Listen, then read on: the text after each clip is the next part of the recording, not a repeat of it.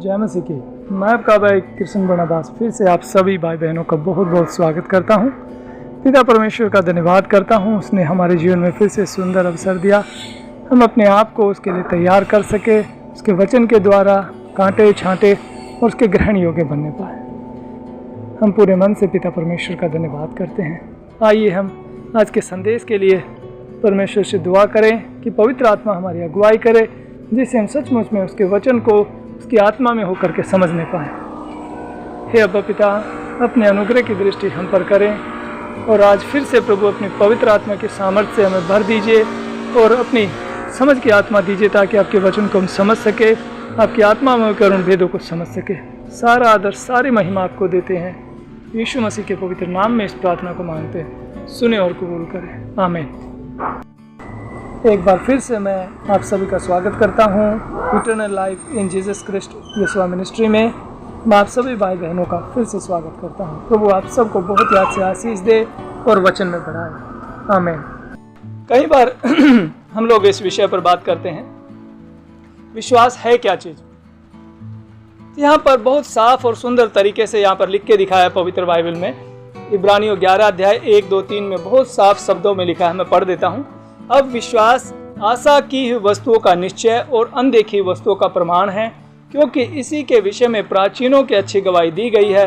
विश्वास से हम जान जाते हैं कि सारी सृष्टि की रचना परमेश्वर ने वचन के द्वारा हुई है। विश्वास ही से हम जान जाते हैं कि सारी सृष्टि की रचना परमेश्वर के वचन के द्वारा हुई है, पर यह नहीं कि जो कुछ देखने में आता है वह देखी हुई वस्तुओं से बना हो। हालेलुया।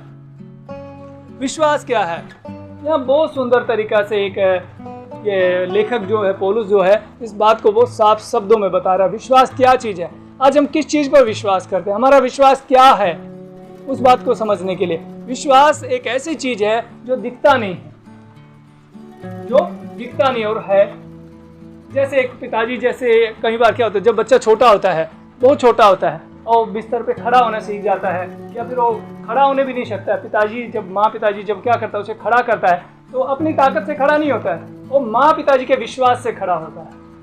उसको पता है गिरेगा तो मेरा माँ और पिताजी मुझे संभाल लेगा, मुझे गिरने नहीं देगा। ये है विश्वास। उसको भरोसा है कि मैं जब उठूंगा और मैं गिरूंगा तो मुझे गिरने नहीं देगा। ऐसा होता है जब बच्चा चलने लगता है, उंगली पकड़ के जब चलाते हैं तो चलने की ताकत नहीं है उसमें, लेकिन वो जब माँ पिताजी उसे खड़ा करता है और साथ में जब वो चलता है तो उसे विश्वास होता है कि जब मैं डगमगाऊंगा तो मेरा माँ या पिताजी जो मुझे संभाल रहा है वो मुझे संभाल लेगा। ये है विश्वास। ये दिखता नहीं है लेकिन होता है। ऐसा ही वचन यहाँ पर पौल कहता है बहुत साफ शब्दों में, विश्वास आशा की हुई वस्तुओं का निश्चय। हमारे पास एक ऐसी आशा है जो परमेश्वर ने, प्रभु यीशु मसीह ने जब देह में था हमें दी है। उसने क्या आशा दी है? मर के जी उठने की आशा। उसने क्या आशा दी है? अनंत जीवन की आशा। उसने क्या आशा दी हमें? पापों से मुक्ति की आशा। उसने क्या आशा दी हमें? पुत्र के रूप में स्वीकार करने की आशा। तो इतनी सारी आशाएं हैं, हमें क्या सचमुच में उस आशा को दृढ़ता से समझे हैं? आज हम पवित्र बाइबल को जब यूहन्ना 1:12 में देखते हैं, जब यीशु मसीह को हम ग्रहण करते हैं तो हम परमेश्वर के पुत्र और पुत्रियां बन जाते हैं। क्या हम सच में एक पिता और पुत्र का संबंध आज परमेश्वर के साथ स्थापित कर रहे हैं? क्या हम सचमुच इस रिलेशन को समझ पा रहे हैं? हम बोल तो रहे हैं कि हम पुत्र हैं। क्या सच में हम एक बेटे की तरह उसका फर्ज निभा रहे हैं? एक पिताजी का किंगडम, एक उसका राज्य जो है, क्या उसके लिए हम काम कर रहे हैं? क्या हम अपने उस जिम्मेदारी को समझ रहे हैं?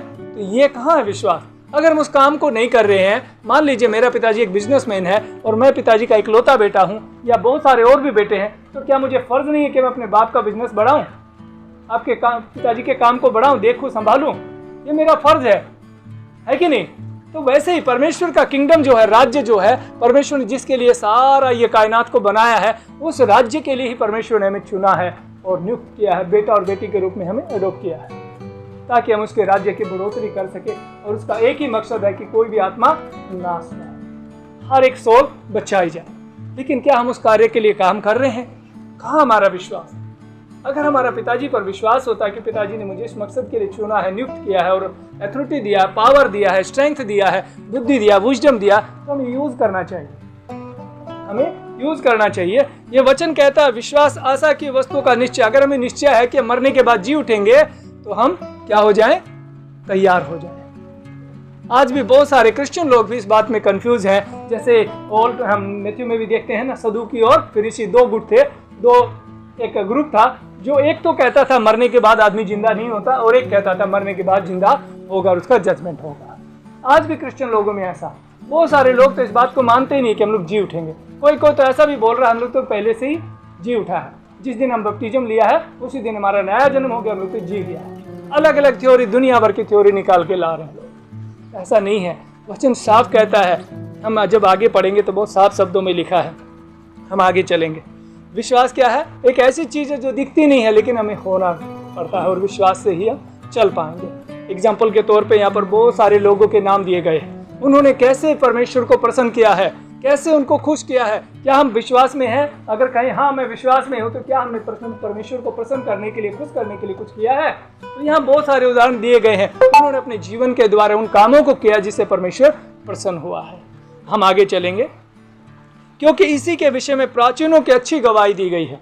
प्राचीनों मतलब हम पवित्र बाइबल में प्राचीन लोग देखते हैं, तो प्राचीन मतलब पुराने लोग, विश्वासी लोग, या हमारे एंसेस्टर लोग कह सकते हैं, विश्वास के दृढ़ योद्धा लोग। तो लिखा है विश्वास ही से हम जान जाते हैं कि सारी सृष्टि की रचना परमेश्वर ने की है। यहाँ पर आज साइंस दुनिया भर के एविडेंस लेकर के आती है। ये तो एक बिग बैंग थ्योरी थी, है कि नहीं? ऐसे कुछ नाम लेकर के आते हैं कि एक ब्लास्ट हो गया, ये हो गया, ऐसे क्रिएशन हो गया, ये सब बोलते हैं। दुनिया भर का अलग अलग थ्योरी देते हैं। आदमी के बारे में भी कहते हैं, जो एक एमोबाइल से निकल करके धीरे धीरे जनरेशन करके बाद में आदमी में आ गया है, ऐसे धीरे धीरे स्टेप बाय स्टेप चेंज होते गया, ऐसे बोलते हैं। ये साइंस अपना प्रूफ देता है, लेकिन बाइबल इस चीज के बिल्कुल विपरीत है। बाइबल साफ कहती है पहले दिन क्या बनाया गया, दूसरे दिन क्या बनाया गया, तीसरे दिन क्या बनाया गया, चौथे दिन क्या बनाया गया, पांचवें दिन क्या, और छठे दिन क्या बनाया, है कि नहीं? बिल्कुल साफ कहती है बाइबल, इस बात में कोई दो राह नहीं है। परमेश्वर साफ कहता है, परमेश्वर ने मनुष्य को कुछ बनाने के बाद लास्ट में मनुष्य को बनाया था ताकि वो उस पर राज्य कर सके। तो परमेश्वर झूठा नहीं है, और हमारे पास एक पक्का प्रमाण है, क्योंकि परमेश्वर झूठ नहीं बोलता है। उसका एक स्वभाव है, वो झूठा नहीं है, वो कभी भी झूठ नहीं बोलता। वो किसी से डरता नहीं है कि उसे झूठ बोलना पड़े, इसलिए झूठ बोलने का उसका है ही नहीं। वो साफ कहता है जब उसने बनाया तो बनाया। और विश्वास जो करते हैं इस बात पर कि परमेश्वर ने सृष्टि को बनाया, मुझे बनाया, तो इस बात में भी पक्का है कि परमेश्वर है। वो प्रूफ करता है इस बात को कि परमेश्वर है। यहाँ पर लिखा है 3 में, विश्वास ही से हम जान जाते कि सारी सृष्टि की रचना परमेश्वर के वचन के द्वारा हुई है, पर यह नहीं कि वह देखने में आता है कि देखी हुई वस्तुओं से बना। ये जो क्रिएशन जो आज हम देख रहे हैं, ये सब क्या देखने वाली चीजों से बना है क्या? ये देखने वाली चीजों से नहीं बना है। ये परमेश्वर के ऐसे वचन है जो दिखते नहीं और वो उनके द्वारा बना है। आकाश जो है कौन से पिलर के ऊपर खड़ा हुआ है? क्या दिखता है? नहीं दिखता। ये वचन के पिलर पर खड़ा हुआ है, जो परमेश्वर ने कहा आकाश और पृथ्वी में अंतर हो जाए। ऐसा डिस्टेंस हो गया कि अब आकाश नीचे नहीं गिर सकता। एक पिलर नहीं है। हम छत बनाते हैं तो पिलर बनाना पड़ता है, क्योंकि छत को रोकने के लिए पिलर की आवश्यकता होती है, जो उसे रोक सके, थाम सके। तो आकाश कौन से पिलरों पर रुका? इतना बड़ा एक इतनी सारी बड़ी छत बना दी गई है इस पूरी पृथ्वी के ऊपर, कहां से कैसे रोक दिया गया है? ये सब परमेश्वर के वचन के द्वारा। बहुत सारी ऐसी चीजें जो दिखाई नहीं देती और बनती हैं, तो ऐसे ही चीज है आकाश भी। जिसे हजारों करोड़ों अरबों खरबों पता नहीं कितना गैलन लीटर पानी ऊपर आकाश में अभी भी होगा, इतना पृथ्वी के नीचे नहीं है जितना आकाश में पानी है। और लगातार रिसाइकिल होते रहता है, ऊपर से नीचे आएगा भाप बन के, फिर वापस ऊपर चला जाएगा। यही चीज साइकिल के रूप में काम कर रहा है। ये सब कैसे? ये परमेश्वर का एक नियम है जो दिखता भी नहीं है, और नियम के अनुसार सब कार्य काम हो रहा है। ये सब परमेश्वर के द्वारा निर्मित है, परमेश्वर की बुद्धि से सब कुछ परिपूर्ण है। हालेलुया। तो नंबर 4 लिखा इस प्रकार, विश्वास ही से हाबिल ने कैन से उत्तम बलिदान परमेश्वर के लिए चढ़ाया कि उसी के द्वारा उसके धर्मी होने की गवाही भी दी गई, क्योंकि परमेश्वर ने उसकी भेंट के विषय में गवाही दी, और उसी के द्वारा हम मरने पर भी अब तक बातें करते हैं। हालेलुया। यहाँ पर बहुत सारे उदाहरण दिए गए, बहुत सारे उन प्राचीनों के नाम दिए गए जो अपने विश्वास के द्वारा परमेश्वर को प्रसन्न किए। उनमें से सबसे पहला नाम हाबिल का दिया गया। हम जानते हैं परमेश्वर ने आदम और हव्वा को बनाया, उनके बहुत सारे बच्चे हुए। उनमें से सबसे बड़ा कैन, दूसरा हाबिल और तीसरा सेब। जब कैन बड़ा हुआ, सबसे पहला जन्म हुआ कैन के बाद सेकंड जो बच्चा हुआ हाबिल हुआ। वो दोनों ही परमेश्वर के पास अपनी भेंट लेकर के गए। ये देखिए, उन्हें इस बात को कंफर्म है कि परमेश्वर है, वो परमेश्वर को प्रसन्न करना चाहते हैं। प्रसन्न करना चाहते हैं, वो अपनी भेंट लेकर के गए। क्या लेकर के गए? भेंट, यानी कुछ गिफ्ट, कुछ बलिदान, कुछ सेक्रीफाइस के रूप में परमेश्वर को प्रसन्न करने के लिए। जब हम किसी को खुश करना चाहते हैं तो कुछ गिफ्ट लेकर जाते हैं, तो वो भी लेकर के गए। जब वहां लेकर के गए तो हाबिल ने क्या चढ़ाया? अपने पशुओं में से एक सुंदर पशु लेकर के गया। और जो केन जो था वो क्या लेकर के गया? अपनी जो खेती बाड़ी करता था उसमें से वो लेकर के गया। और परमेश्वर का वचन बताता है, जब हम आगे पढ़ते हैं, उत्पत्ति के पुस्तक में पढ़ते हैं, तो परमेश्वर ने हाबिल की भेंट को तो स्वीकार किया और केन की भेंट को स्वीकार नहीं किया। क्यों स्वीकार नहीं किया? उत्पत्ति की पुस्तक हम तीसरे अध्याय में, लगभग तीसरे या चौथे अध्याय में, वहां पर देखते हैं, साफ साफ लिखा है, परमेश्वर ने हाबिल की भेंट को तो स्वीकार किया लेकिन केन की भेंट को अस्वीकार किया। क्यों? क्योंकि वो क्या था? मन में अपने भाई के लिए कूड़ रखता था, गुस्सा रखता था, क्रोध रखता था। तो इसी बातों से परमेश्वर प्रसन्न नहीं होता है। अगर हम किसी के मन में बहुत सारा किसी के प्रति जलन हो, गुस्सा हो, और जाकर के अपने परिवार के प्रति, किसी के प्रति भी गुस्सा हो, जलन हो, और हम जाकर के परमेश्वर के सामने भेंट चढ़ाए, तो उस भेंट को परमेश्वर स्वीकार नहीं करता। और परमेश्वर ने वहां पर इस प्रकार से कहा, मैं पढ़ देता हूं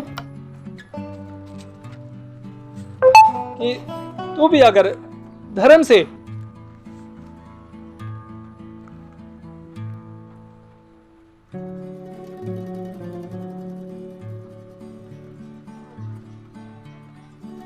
हाँ 4 का 6 में, उत्पत्ति 4:6 में इस प्रकार से लिखता, तब यहोवा ने कैन से कहा, तू क्यों क्रोधित हुआ और तेरे मुंह पर उदासी क्यों छा गई?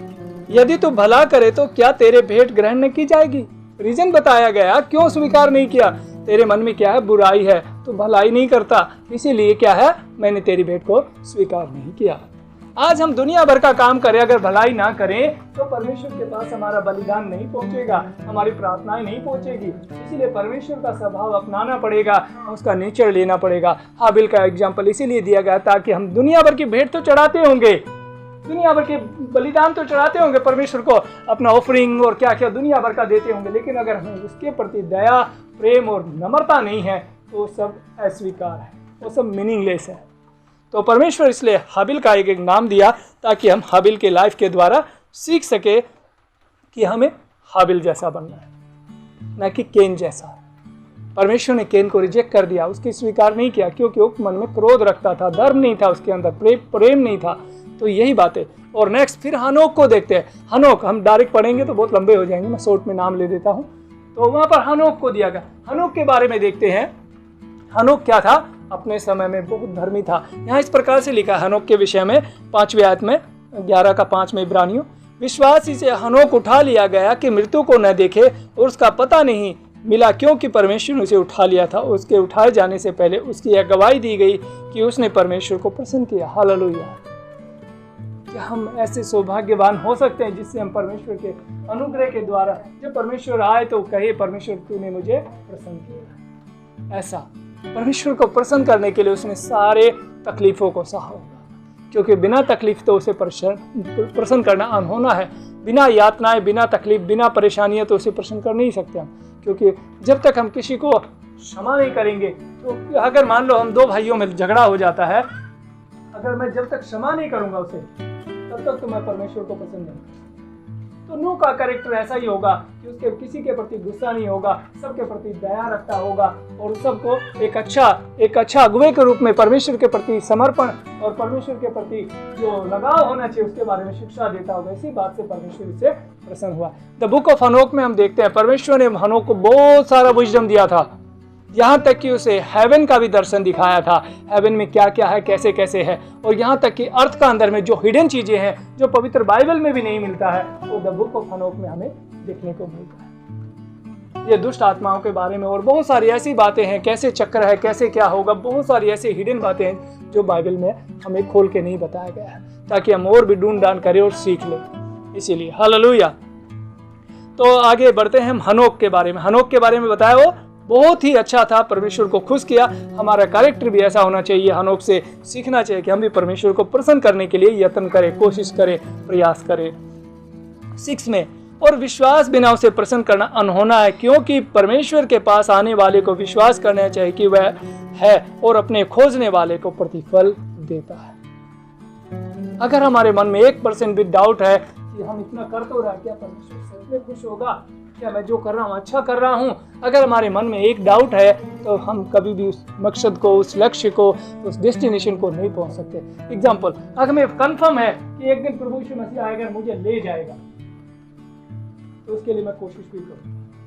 अगर मुझे थोड़ा सा भी डर है परमेश्वर मुझे लेके नहीं जाएगा, शायद हम इतना मेहनत कर रहे बेकार है, तो धीरे धीरे करके मेरा विश्वास कमजोर हो जाएगा और जो मैं कोशिश कर रहा था कोशिश में छोड़ दूंगा और मैं क्या हो जाऊंगा, फेल हो जाऊंगा। जैसे बच्चा एग्जाम्पल, स्कूल में एग्जाम्पल, बच्चा चाहता है कि मैं टॉप लेकर आऊँ और वो लगातार प्रयास करता है। अगर जब उसे ये पता चल जाए कि मैं तो बहुत ज़्यादा जानता हूँ या मुझे पढ़ने की जरूरत नहीं है, तो श्योर है टॉप नहीं आएगा। या तो उसे घमंड खा जाएगा या फिर उससे लेजीनेस खा जाएगा। दोनों में से उसे एक चीज खाई जाएगी और वो फेल भी हो सकता है। ऐसा ही होता है। तो अगर हम आलसी हो गए तो मकसद को नहीं पहुंचेंगे, या फिर ओवर कॉन्फिडेंस हो गया, जो मैं विश्वास में नहीं, वो घमंडी बनाने वाला विश्वास कि ओवर हो जाता है, अरे मैं तो पक्का जाऊंगा, चाहे मैं कुछ भी करूं तब भी जाऊंगा, वो तो ओवर कॉन्फिडेंस है। परमेश्वर की दृष्टि में वो पाप है। वो जो घमंड कहता है वो पाप है। घमंडी नहीं होना, हमें विश्वासी होना है, घमंडी नहीं होना है। तो यहाँ पर वचन कह रहा है, विश्वास ही से नूह ने उन बातों के विषय में जो समय दिखाई पड़ती थी। नूह का बारे में एग्जाम्पल, एक अच्छा एग्जाम्पल है। नूह का बारे में देख रहे थे कि परमेश्वर ने नूह से बातें की, नूह से कहा नूह एक जहाज बना। 120 साल तक जहाज बनाते रहा, उसका बेटा लोग मिलके, सब मिलके बनाया। लोगों ने आया, देखा, अरे क्या बना रहा है, जहाज बना रहा है, किस लिए? अरे परमेश्वर ऐसे ऐसे बोला है, मैं नाश कर दूंगा सबको, इसलिए मन फिराओ, पाप से तौबा करो। पागल, कहाँ बारिश आएगा? उसको उल्टा ब्लेम देते रहे, उसको उल्टा कुछ कुछ कहते रहे, पागल है, ये तो कुछ नहीं होगा, ऐसा कुछ नहीं होगा। आज बिल्कुल ऐसा ही हो रहा है। जो गोस्पेल सुनाते हैं, प्रचार करते हैं, यीशु मसीह के प्रेम, अनुग्रह और उसके कर्ज के बारे में बताते हैं, तब उसे आज लोग पागल ही कहते हैं। आज उसे पागल कहते हैं। इतना बढ़िया से सब कुछ ठीक ठाक है, क्या होगा? कुछ नहीं होगा, है ना। अर्थ कोई कान से परमेश्वर का गुस्सा को जब याद दिलाते हैं तो कहते हैं देखो अर्थ कोई आया, परमेश्वर ने बोला था। अरे वो तो पहले भी आता था, कोई नया बात थोड़ी ना है। लड़ाई झगड़े पहले भी होते थे, पाप ऐसे पहले भी होता था, लेकिन परमेश्वर बोलता है धीरे धीरे उस डेस्टिनेशन की तरफ, उस मकसद की तरफ जिसके लिए मैं रुका बैठा हूं कि ना चाहते हुए मुझे करना पड़े, तुम धीरे धीरे लगातार उसकी तरफ बढ़ते जाओ। ऐसा ही होता जा रहा है। तो परमेश्वर का धन्यवाद हो। यहाँ नूह का एग्जाम्पल दिया गया और नूह ने क्या हो गया, उस विश्वास के द्वारा जो दिखाई भी नहीं देता था बारिश आएगा, 120 साल तक उसने वेट किया और तब वो बारिश आया और उसके बाद उसका फैमिली बचा है। ऐसा ही है। हो सकता है हमें कुछ समय लगे, जो मंजिल, जो डेस्टिनेशन, जो परमेश्वर ने एक प्रतिफल हमारे लिए हेवन में रखा, उसको अभी ना मिले। हम अब्राहम के बारे में देखते हैं। अब्राहम को क्या प्रतिज्ञा दिया? क्या बोला? तुम इस देश को छोड़ दो, मैं तुम्हें एक बड़ी जाति बनाऊंगा, तुम्हें एक बड़ी जगह दूंगा, एक देश दूंगा, है कि नहीं, सब कुछ दूंगा।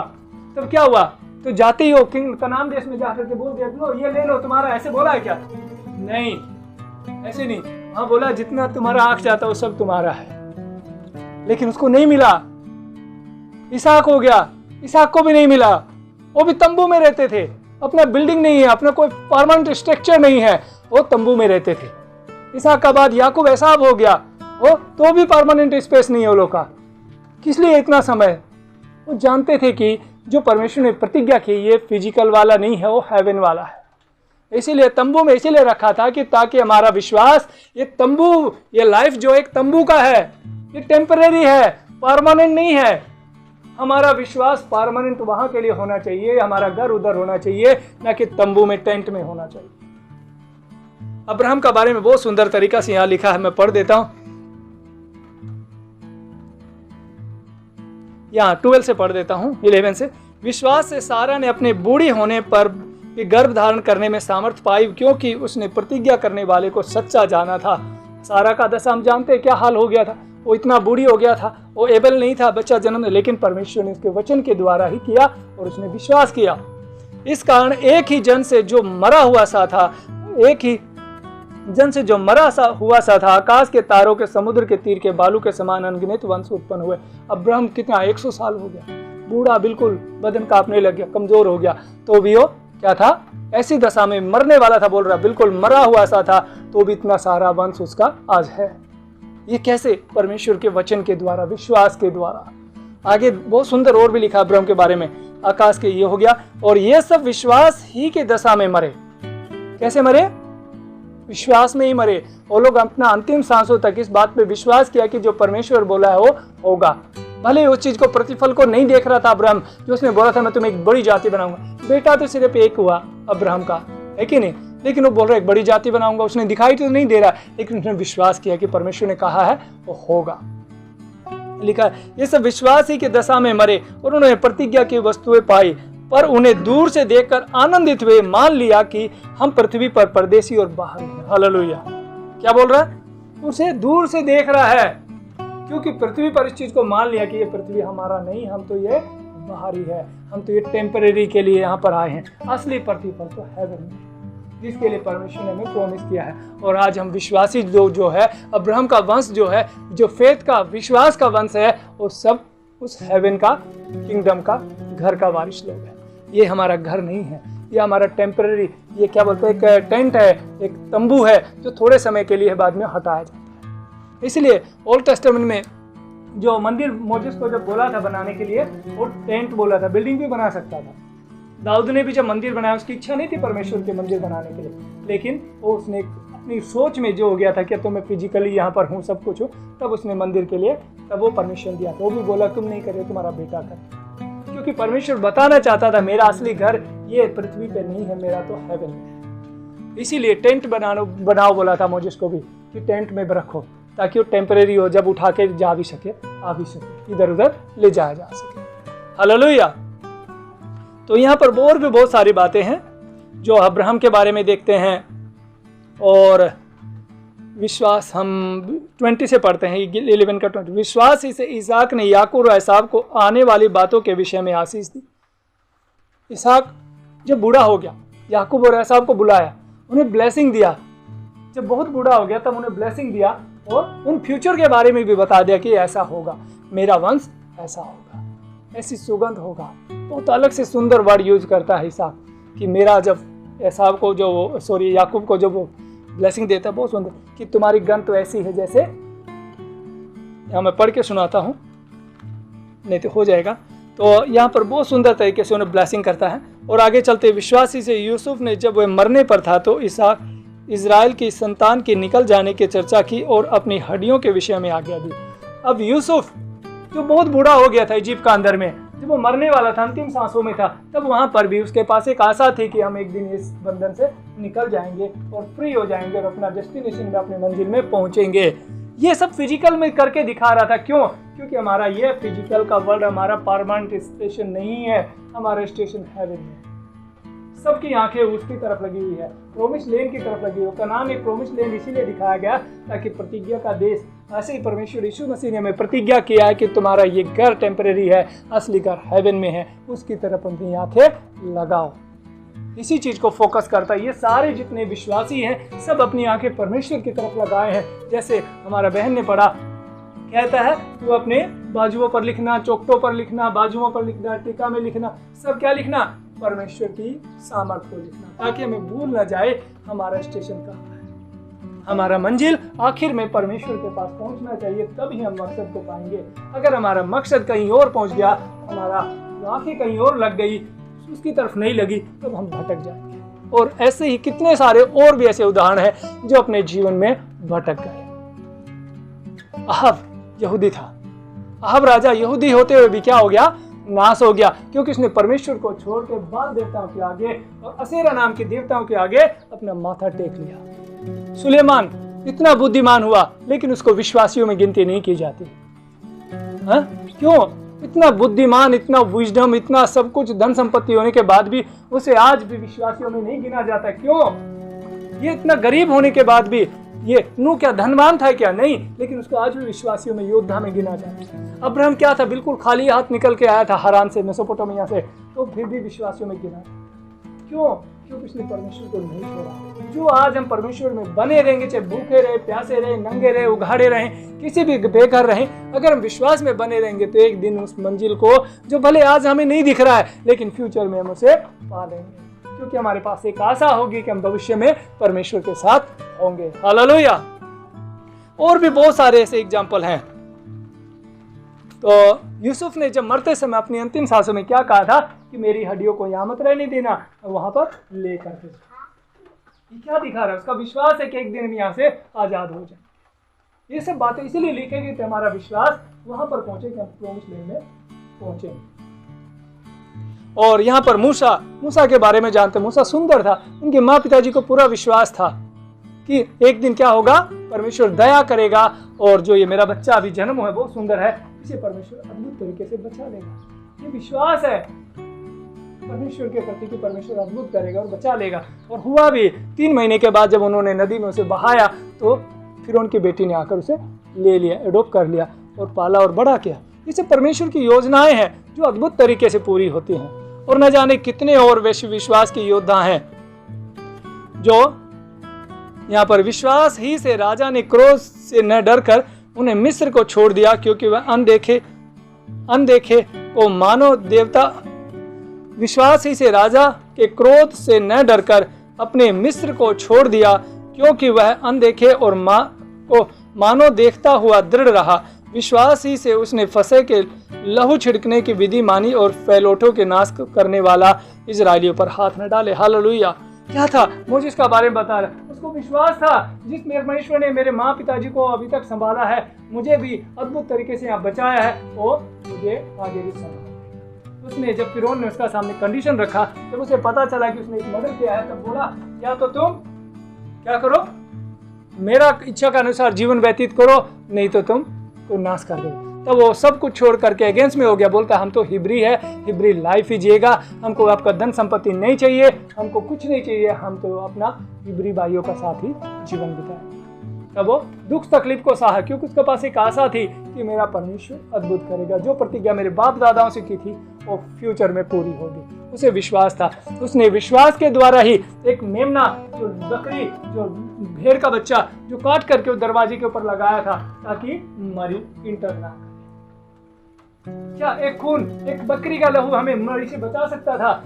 लेकिन उसने विश्वास था कि परमेश्वर ने कहा है तो ऐसा होगा।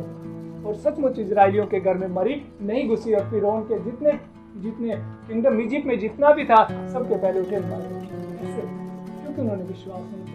ये सब बातें हमारे सामने प्रूफ है कि हम विश्वास में रहेंगे तो सेफ हैं। ये सब विश्वास में रहेंगे तो हम क्या होंगे? उस प्रतिफल के वारिस होंगे जो आज हम उन प्राचीनों के नाम लिए। इसीलिए अगर हम कमजोर हो तो हम याद रखना, हमसे पहले ऐसे दुख उठाने वाले बहुत हैं। न्यू टेस्टामेंट में भी देखते हैं कितने बेचारे स्तिफनुस, क्या उसे भी तो विश्वास था कि मैं मर जाऊंगा लेकिन मैं परमेश्वर के साथ रहूंगा। पथराव, जब पत्थर मारे कितना दर्द नहीं हो रहा होगा उसे, लेकिन फिर भी दर्द को सह लिया और कहता है मैं परमेश्वर को स्वर्ग में पिता के दाहिने देखता, स्वर्ग को खुला हुआ देखता। ये है उसका विश्वास। क्या वो इतनी आंखें उसकी तेज थी कि वो हेवन तक देख पा रहा था? उसका विश्वास है। उस विश्वास के द्वारा उसने आनंद को महसूस किया कि मैं परमेश्वर के साथ हूँ। पौलुस इतना तकलीफ उठाया, जेल में बंद करके ले जाते रहे, घुमाते रहे, उसको मजा लग रहा था क्या? नहीं, लेकिन उस आनंद से भरपूर था वो कि मैं इस तकलीफों के बाद उस आनंद को पाने जा रहा। पतरस को जब चीर दिया तो उसको क्या तकलीफ नहीं हुआ होगा? उसको भी बहुत तकलीफ हुआ होगा, लेकिन उसे विश्वास था कि मैं इसके बदले एक बड़ा प्रतिफल मेरे लिए हेवन में रखा है। ये सब गवाह है हमारे कि हमें विश्वास में कमजोर नहीं होना। हमें आज के संसार का ये हमारे टेम्पररी रेजिस्टेंस है। टेम्पररी क्या है? रेसिडेंट है, परमानेंट नहीं है। ये हमारा परमानेंट रेसिडेंट तो यहाँ पर है हेवन में। इसीलिए हमें अपनी आशा को दृढ़ रखना है, कमजोर नहीं है, तभी हम विश्वासी कहलाएंगे। फिर से मैं फर्स्ट वर्स को पढ़ता हूँ, वहां पर क्या कहता है? विश्वास आशा की हुई वस्तुओं का निश्चय। वी हैव, इंग्लिश में पढ़ेंगे तो क्या बोलेंगे? हमें पूरा कॉन्फिडेंस है कि जो हमने विश्वास किया उसको हम मिले। पूरा विश्वास होगा कि मैं जो परमेश्वर ने प्रॉमिस किया उसे जरूर मिलेगा। यही विश्वास आशा की वस्तुओं का निश्चय। मुझे पूरा फेथ है, पूरा विश्वास है, जो उस कवनेंट को, उस ग्रेस को दिया है उसे पूरा करने की ताकत भी रखता है। यह है विश्वास आशा की वस्तुओं का निश्चय और अनदेखी वस्तुओं का प्रमाण। भले आज नहीं दिखती हो लेकिन वो श्योर है क्योंकि परमेश्वर ने उसे बनाया। जैसे इस अर्थ को बनाने वाला कौन है? परमेश्वर है। जो दिखता नहीं दिखता सब कुछ उसी ने रचा, ये विश्वास है। ऐसे ही उन बातों को भी हम विश्वास के द्वारा ही देख सकते हैं। हालेलुया। तो हम कह सकते हैं फेथ क्या है? फेथ एक ऐसी चीज है, एक ऐसा है जो दिखता नहीं है, लेकिन जब हम चले तो पतरस के समान पानी के ऊपर चल सकते हैं। कैसे? फेथ के। हम सभी जानते हैं, न्यू नियम में एक उदाहरण है, जब यीशु मसीह पानी के ऊपर चल कर आ रहा तो पतरस चिल्लाता, प्रभु तू है क्या? कहता हाँ मैं हूँ। तो कहता क्या मैं भी चल सकता हूँ? हाँ चल। तो चल के आता, थोड़ा देर चलता है, फिर वो पानी में गिर जाता। क्यों? जब तक उसने परमेश्वर को निहारा, परमेश्वर को ताकता रहा, तब तक वो चल पाया। और जैसे उसने अपनी आंखें परमेश्वर से हटाई तब वो डूब गया। हमारे सामने एग्जाम्पल है ये सब। इसीलिए बाइबल हमें इसीलिए दिया गया ताकि हम उनसे गिरने का, उठने का, चलने का, बैठने का सब तरीका सीख सकें और हम एक सिद्ध मनुष्य बन जाए। इसीलिए बाइबल को इसीलिए दिया गया है। बाइबल का मेन रीजन क्या है कि परमेश्वर का जन सिद्ध बने, परफेक्ट बने, ताकि अपने लाइफ को उन लोगों के साथ जांच करके देख ले, मैच करके देख ले, उनने कैसे जिया और क्या पाया, उन्होंने कैसे जिया और क्या खोया। इसीलिए बाइबल हमें क्या कहता है? संपूर्ण पवित्र शास्त्र परमेश्वर की प्रेरणा से रचा गया है, जो हमें बुद्धि देने, समझाने और सुधारने में लाता है। इसीलिए हमें बाइबल को पढ़ना है, उसके अंदर जो उदाहरण दिए गए प्राचीनों के और जो आज के युग में है, उन सबको देखना है और मिलाना है और अपने लाइफ को वहाँ रख के देखना है, क्या मैं ऐसा हूँ, क्या मेरा प्रतिफल ऐसा होगा। तो प्रभु का धन्यवाद करता हूँ, आज हमारे सामने सब कुछ खुला और बिल्कुल बेपर्दा है। आज हम साफ देख सकते हैं उस महान ग्रेस को जो परमेश्वर ने हम पर किया। हम पापी थे, तब भी परमेश्वर की दया के द्वारा आज हम उसके वचन को सुन पा रहे हैं, विश्वास कर पा रहे हैं। ये भी उसकी दया है, जो उसके अनुग्रह के द्वारा आज हमें हेवन में एंटर करने का अभी तक भी चांस है। अगर हम अपने पापों से आज तौबा करें, उन गलतियों को छोड़ दें, उन पश्चाताप करें और परमेश्वर को ग्रहण पूरे हृदय से और आत्मा में भर लें, तो हम सचमुच में परमेश्वर के स्वरूप में बनते चले जाएंगे। मैं अपने इस संदेश को यहाँ समाप्त करता हूँ। प्रभु का धन्यवाद करता हूँ, उसके महान अनुग्रह के द्वारा हम विश्वास को समझने पाए हैं और आगे बढ़ने पाएंगे, हम विश्वास करते हैं। धन्यवाद यीशु के नाम में, आमीन।